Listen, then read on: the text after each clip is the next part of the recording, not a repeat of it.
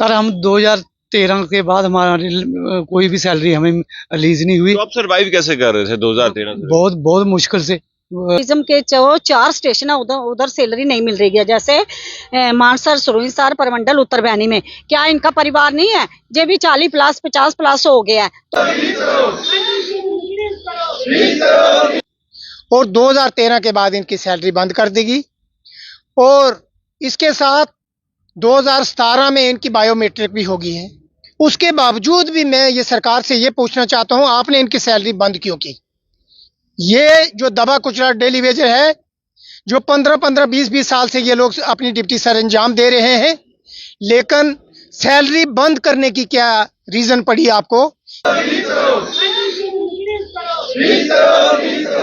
एक और मुद्दा जो है वो सामने आया है। ये जितने भी लोग देख रहे हैं, ये वे लोग हैं जो टूरिज्म विभाग में काम करते हैं और इनको भी जो है सैलरी जो है वो नहीं मिली। अब ये कह रहे हैं हमारे पेंडिंग वेजेस जो है वो क्लियर किए जाएं। और देखिए आज ये प्रदर्शन कर रहे हैं और सबसे बड़ी बात तो यह है कि अब क्या इस खबर के बाद इनके पेंडिंग वेजेस रिलीज होंगे और मुद्दा क्या है वो इन्हीं से हम जानेंगे। बताइए क्या पूरा मुद्दा है?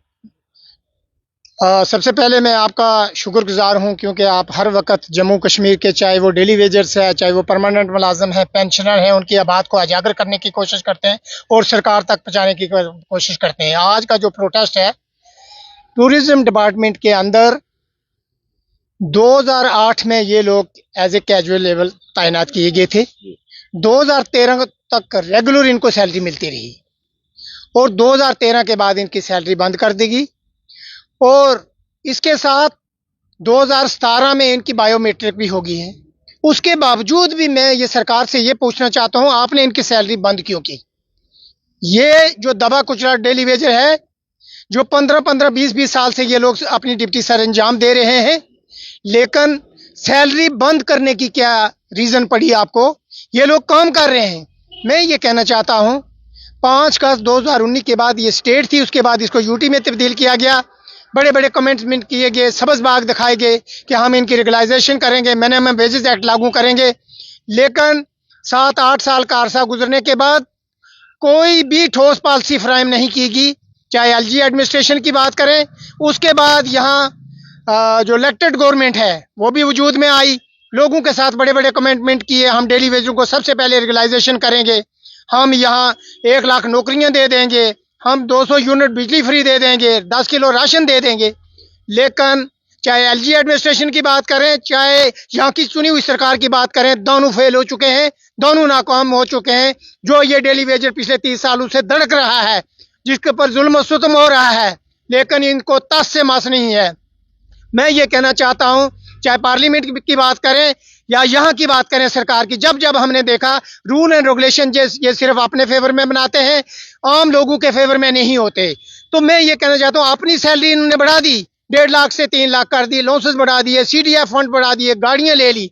लेकिन जब वर्कर को बात देने की बात आती है तो उस वक्त खजाने खाली हो जाते हैं। मैं सरकार से अपील करना चाहता हूं, चाहे वो सेंट्रल की सरकार है, जम्मू कश्मीर की एलजी एडमिनिस्ट्रेशन है और यहाँ की चुनी हुई सरकार है, कि इमीडिएटली जो टूरिज्म के अंदर जो डेली वेजर जिसको 2013 के बाद आपने सैलरी बंद करी है, उनकी सैलरी रिलीज करो और साथ ही इनकी रेगुलाइजेशन करो। अगर आप इनके ये इशू रिजॉल्व नहीं करते, ऑलरेडी जम्मू कश्मीर के अंदर जो डेली वेजर जो है रोडों पर है और इससे भी आगे एम्प्लॉय जॉइंट एक्शन कमेटी जो जम्मू कश्मीर में रिप्रेजेंट करता है, हम शाना बशाना इनके साथ चलेंगे जब तक इनका इशू रिजॉल्व नहीं होगा। Thank you so much.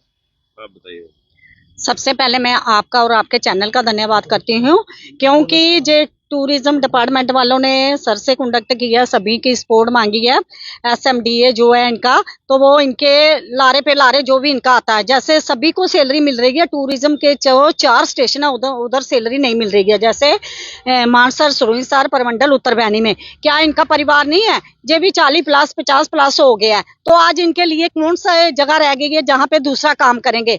आज एक बीमार हो जाता है इंसान, तो उसकी जो फीस डॉक्टर के पास जाना 500 से 1000 है, तुझे कहाँ से दे सकते हैं। और इनकी बायोमेट्रिक बड़ी बात ये है, जब 2008 से लेके 2013 तक इनको सैलरी मिल रही थी, 2013 के बाद इनको सरकार को क्या नौबत आ गई कि इनकी 4 स्टेशनों की सैलरी जो SMDA है उसने इनकी बंद की है। बस इनको रोज लारे पे लारा लगाते हैं, अब निकल जाएगी, कल निकल जाएगी। आप भी जो मंत्री संतरी सारे बैठे हैं, क्या उनको भी बोलो 1 महीना आप भी सैलरी नहीं लो, कि आप अपनी सैलरी तो 3-3 लाख कर रहे हो, लेकिन इनकी तो वो भी छीन लेते हो आप गरीबों की। तो मैं यही कहूंगी कि कहाँ जाएंगे इनके साथ, क्या पूरा प्लान है आपका? इनका सरकार के साथ जहाँ पे भी इनके इशू होंगे उनके साथ भी मिलेंगे, उसके बाद नहीं होगा तो दिल्ली तक भी जाएंगे हम इनके आप साथ। बताइए क्या लग रहा है आपको कि हो पाएगा? बात ऐसे है कि ये कर्मचारी हैं और इस वक्त ये टर्मिनेशन नहीं हुई है, लेकिन सरकार का जो नजरिया लगता है, जब से 13 से आज तक इनको सैलरी नहीं दी गई है, तो इनको सरकार ने ये महसूस किया अपनी जगह पर हमने इनको निकाल दिया है। लेकिन ये सरकार होश में आए और ये समझे कि जहाँ पर माजी में इतनी स्ट्रगलिंग हुई है, उन स्ट्रगलों से सरकार को सबक सीखना चाहिए। हमें इसमें लड़ना पड़ेगा, यूनिटी के साथ लड़ना पड़ेगा। हमारी मुलाजिमों के साथ बड़ी अच्छी यूनाइटेड है और यूनिटी के साथ लड़ेंगे। हमारा जो जॉइंट कमेटी का जो परचम जो है वो आगे ही ऑलरेडी सरकार के पास इंट्रोड्यूस्ड है, हम उसके ऊपर लड़ेंगे। आप बताइए।